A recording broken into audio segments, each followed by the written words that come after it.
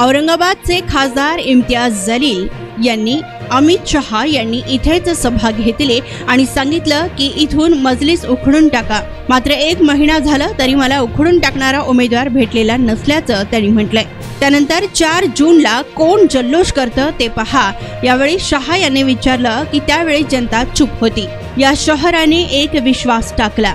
75 वर्षापासून आम्ही फक्त ऐकत होतो, मात्र आता ते करणार नाही। एकदा उमेदवारी अर्ज भरू द्या, मग शहा यांना कळेल।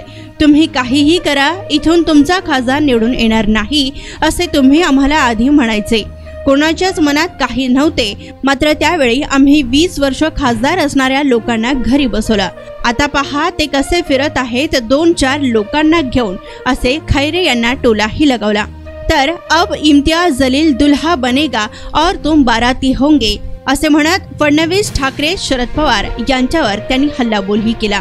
काल आम्ही कन्नड मधून घोषणा केली की आनंद आंबेडकर यांना अमरावतीमधून निवडून आणण्यासाठी सगळी ताकद लावून काम करण्याचं कार्यकर्त्यांना यावेळी सांगितलं। ज्यावेळी इथून कोणी मुसलमान खासदार निवडून येईल त्यावेळी तिथे दंगल होईल असं हे सांगत होते।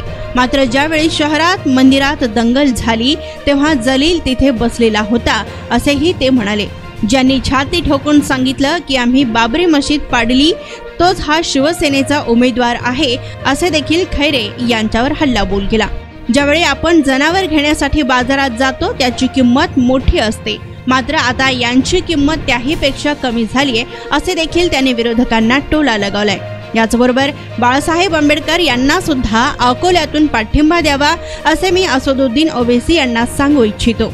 4 जूनला सगळ्यात मोठा विजय जल्लोष हा औरंगाबादमध्ये असेल, त्यामुळे चांगली तयारी सुरू करा, आम्हीच जल्लोष करू असे देखील जलील यांनी दावा केलाय।